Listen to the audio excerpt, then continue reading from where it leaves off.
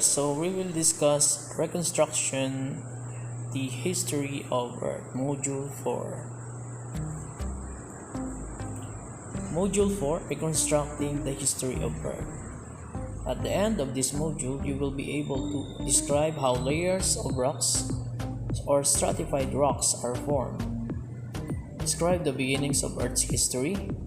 Describe the different methods of relative and absolute dating to determine the age of stratified rocks, and explain how relative and absolute dating were used to determine the subdivisions of geologic times. Scientists were able to establish the history of Earth through evidences of the past that are found in rocks, fossils, and other substances that remained on Earth. Finding fossils and identifying rocks are not easy, but scientists endeavor to reconstruct Earth's timeline and establish a timescale that may be used for current and future studies in Earth's exploration. Crustal movement, displacement of soils, and distortion of terrains lead to layering of rocks called stratification. Stratification is the layering that occurs in most sedimentary rocks, and those igneous rocks form at the Earth's surface, as from lava flows and volcanic fragmental deposits. The layer range from several millimeters to many meters, as you can see in our image, and the thickness also and vary greatly in shape. Strata may range from thin sheets that cover many square kilometers to thick bodies that extend only a few meters laterally. Records on history of Earth can be obtained through remains or fossils, or called stratification. Records on the history can be obtained through remains or fossils or the composition of sediments, making possible the interpretation of geologic events in that area. Stratification is used to locate mineral deposits like petroleum fields and groundwater reservoir.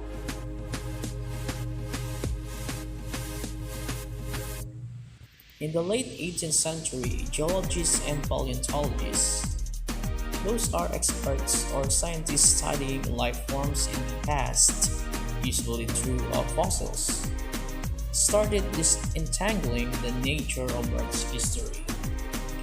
They found rock layers containing identifiable fossils of marine organisms. Other layers consist of beach deposits, marking the shorelines of ancient seas. Some rocks were found to have deposits of lava or cinders thrown out of ancient volcanoes. So in addition to this, fossils are found in different layers of rocks, because most of these organisms are already in location where sediments is likely to bury them and shelter them from scavengers and decay. Mudstone, shale, and limestone are examples of sedimentary rock likely to contain fossils. As the layers of sediment build up on top of one another, they create a physical timeline. We can therefore recognize that fossils represents the remains of once living organism, and the kinds of fossils found in rocks of different ages differ because of life on Earth has changed through time.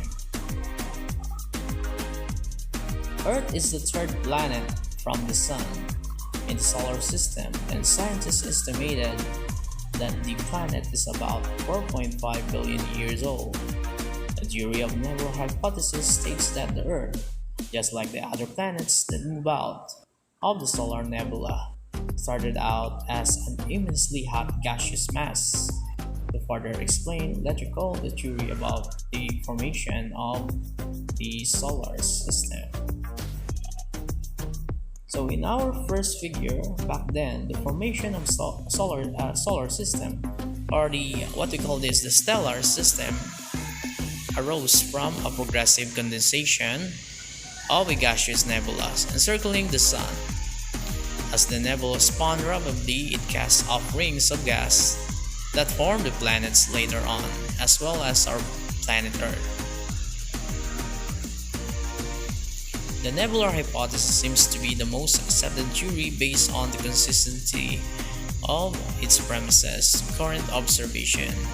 It was developed by Immanuel Kant and Pierre-Simon Laplace in the 18th century. It proposed that around 4.5 billion years ago, a star system was formed from a rotating cloud of gas or nebula of extremely hot gas.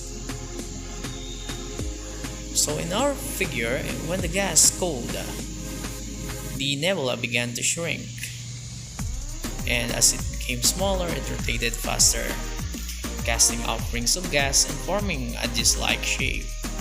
A centrifugal force from the nebular rotation and gravitational force from the mass of nebula formed from the rings of gas outside. As the nebula continued to shrink, these rings condensed into various densities of planets and their satellites. The remaining part of the nebula, which has the most mass, formed our Sun. So in addition to this, as the protoplanetary disk cools, materials in the disk condensate into planetesimals. Solar nebula contains 98% hydrogen and helium produced in the Big Bang, and 2% everything else, heavy elements, fission products inside these stars. Our solar system formed at the same time as our Sun as described in the nebular hypothesis. The nebular hypothesis is the idea that a spinning cloud of dust made of mostly light elements called a nebula flattened into a protoplanetary disk and became a solar system consisting of a star with orbiting planets. Many unidentified forces influence the present conditions of these planets. At present, there are 4 smaller inner planets, Mercury, Venus, Earth, and Mars, and are known to be much smaller compared with the other 4 outer bigger planets, Jupiter, Saturn, Uranus, and Neptune. Even the physical and chemical properties of these 2 groups differed significantly. The 4 outer planets are called gas planets because they are made up of just primary materials that make up the Sun, which are helium and hydrogen. On the other hand, the 4 inner planets are called terrestrial or telluric planets. They have developed other materials such as silicate rocks that now make up their internal structure.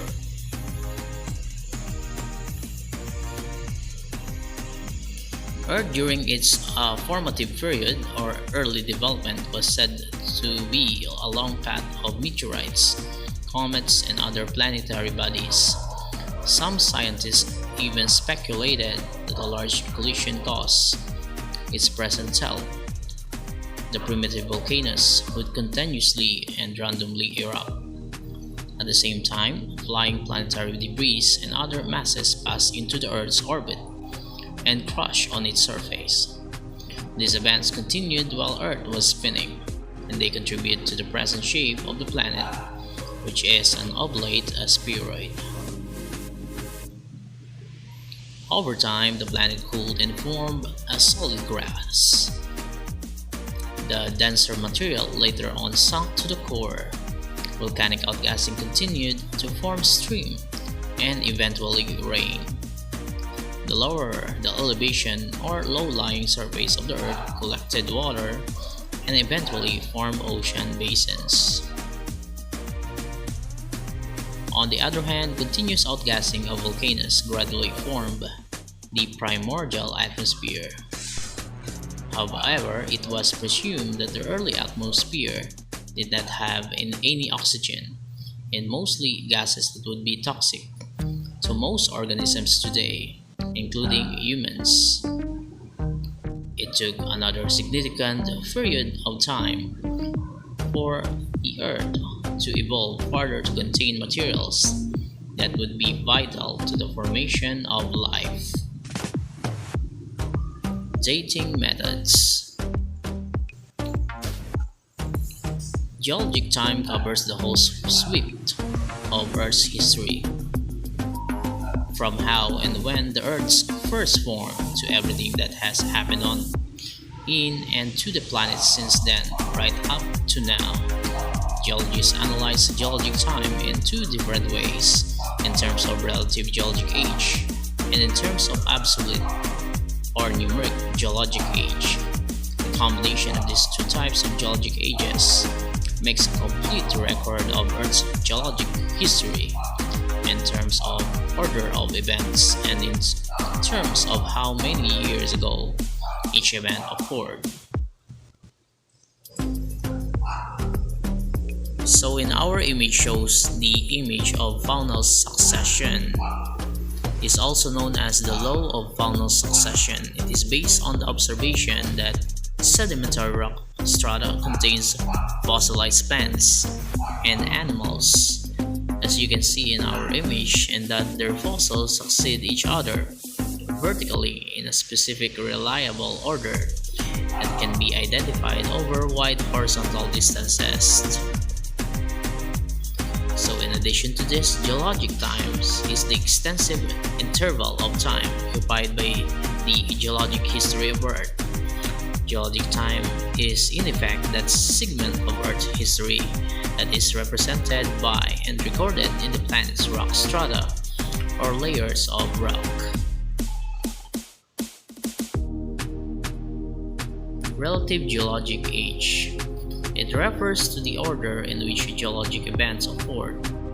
Relative geologic age is established based on the order in which layer of sediments are stacked, with the younger layer originally on top of it, as you can see in our image. By using the principles of relative geologic age, the sequence of geologic events, what happened first, what happened next, and what happened last can be established. In our image, geologists strive to establish both the sequence of events that produce geologic features and the date on which each event occurred. Relative age is the age of one geologic feature with respect to another.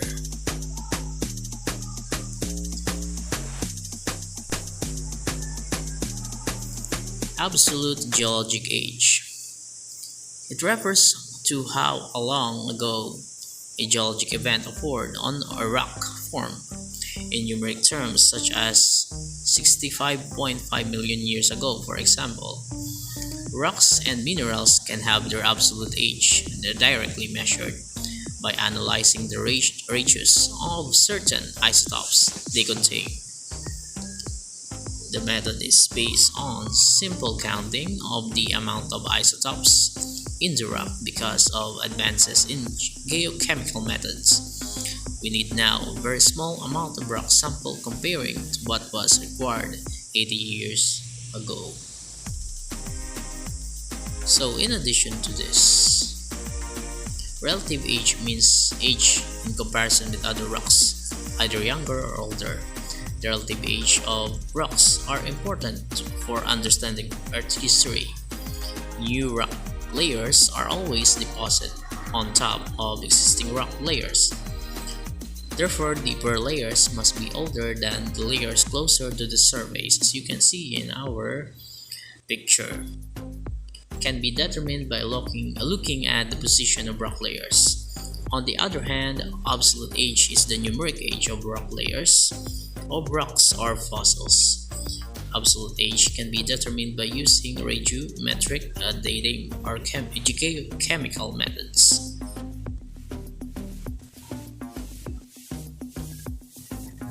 The units commonly used for geologic age are mega-annum or MA for million years or millions of years, giga-annum or GA for billions of years, and kilo-annum KA for thousands of years, because these units are used according to the rules of metric system.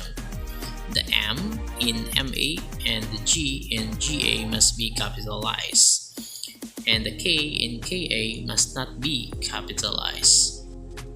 Much of the most detailed and precise information that geologists have gleaned of Earth's history comes from a branch of geology known as stratigraphy. So, over the past 150 years, detailed studies of rocks throughout the world based on stratigraphic correlation have allowed geologists to correlate rocks units and break them into time units. Stratigraphy is the study of rock layers and reconstruction of original sequence in which they were deposited. Stratigraphy studies stratified rocks, or simply called the layered rocks, and establish their ages, sequence based on principles of relative geologic age, and reconstructs from the evidence.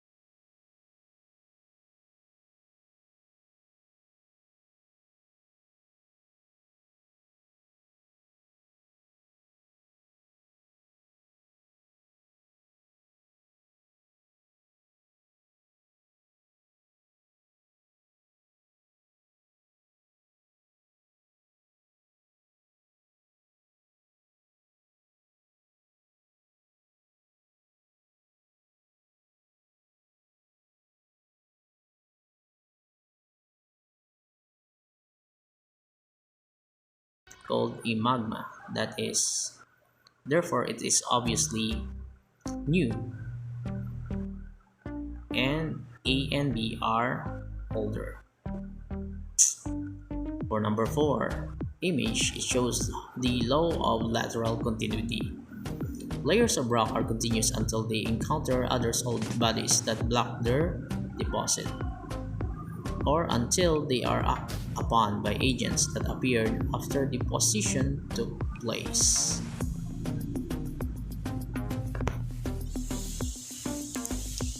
So we have the first type of dating methods, the relative dating.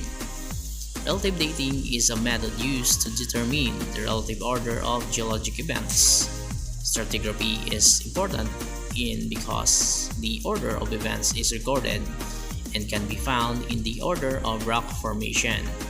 The topmost layer suggested by the most recent event, as asserted by the law of superposition. shows in our previous slide. In our figure, the law of superposition states that the older layers will be deeper. So the number 4 in letter D is the oldest layer in our figure. In a site at more recent layers was the summary outcome of relative dating as observed in geology from the 17th century to the early 20th century.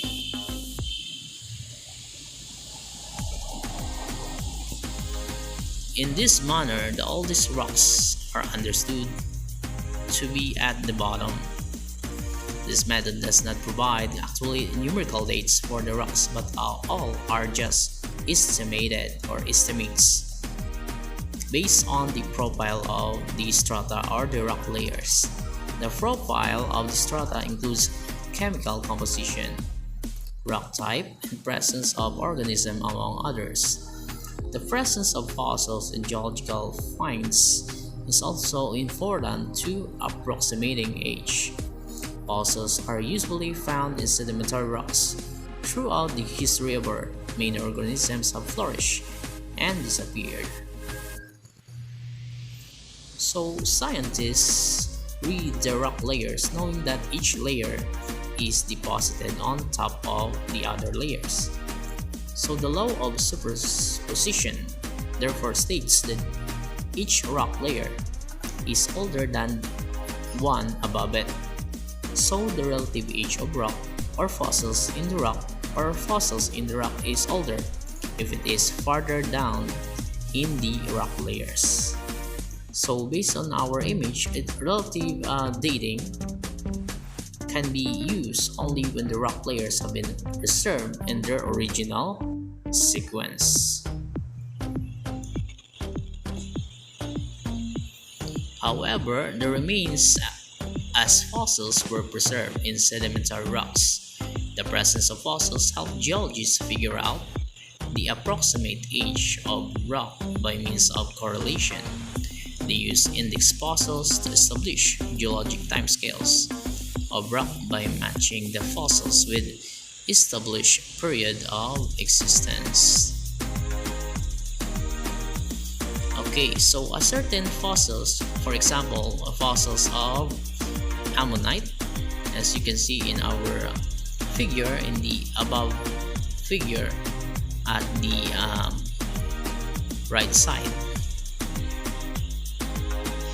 So certain fossils called index fossils can be used to help find the relative age of rock layers to be an index fossils. So an organism must have lived only during a short part of Earth's history. Many fossils of the organisms must be found in rock layers. The fossils must be found over a wide area of Earth, and the organism must be unique. The shorter time period a species live, the better an index it is. Fossils that are found in many rock layers, therefore living long periods of time, do not qualify as index fossils.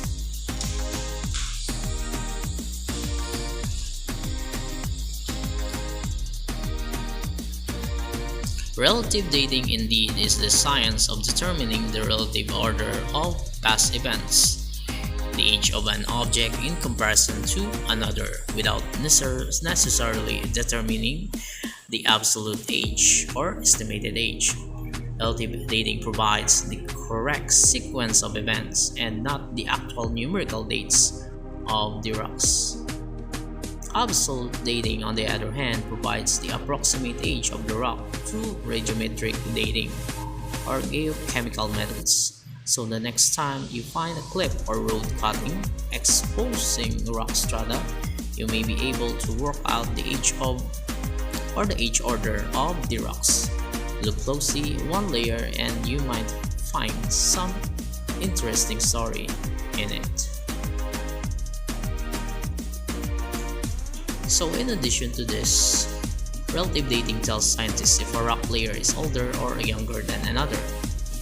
This would also mean that fossils found in the deepest layer of rocks in an area would represent the oldest forms of life in that particular rock formation. So the second method is the absolute dating. This tells us numerical age for the rocks, usually based on the radioactive decay of isotopes within the rock. Radioactive isotopes decay at a very irregular rate called the half-life by measuring the amounts of original parent and new daughter isotopes in a rock. The age of rock can be determined. This only works for rocks that contain the right sort of isotopes. So, isotopes are variants of a particular chemical element which differ in neutron number and consequently in nucleon number. All isotopes of a given element have the same number of protons but different numbers of neutrons in each atom. So in our image, it shows and demonstrates the radioactive decay of uranium 238. So the parent nucleus uranium mass number 238, proton number 92. Beside this is a small explosion graphic labeled as the decay event. So two arrows, as you can see, lead away from the parent nucleus and decay event. One arrow leads to daughter nucleus, thorium, mass number 234, proton number 90. And the second arrow leads to emitted alpha particle, helium, mass number 4, and proton number 2. So how is absolute dating used to determine the age of stratified rocks? So absolute dating or radiometric dating is a method used to determine the age of rocks by measuring its radioactive decay. A radioactive isotope in the rock decays into a stable daughter isotope. The decay occurs at a predictable rate, so the age of the rock sample could be determined. So we now turn to exponential decay.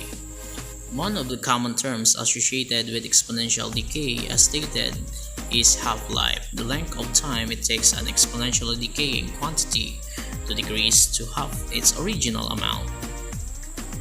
Every radioactive isotope has a half-life, and the process describing the exponential decay of an isotope is called radioactive decay.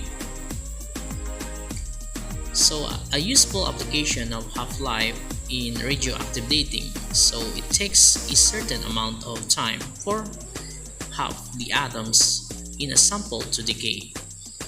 It then takes the same amount of time for half the remaining radioactive atoms to decay, and the same amount of time for half of those remaining radioactive atoms to decay, and so on. So in our image, it shows the dots represents atoms of a parent isotope decaying to its stable daughter through two half-lives. At time 0 in the diagram, which could represent the crystallization of minerals in a rock, there are 32 red dots after one half-life has passed. There are 16 red dots and 16 green dots after two half-lives have passed. There are only 8 red dots and 24 green dots.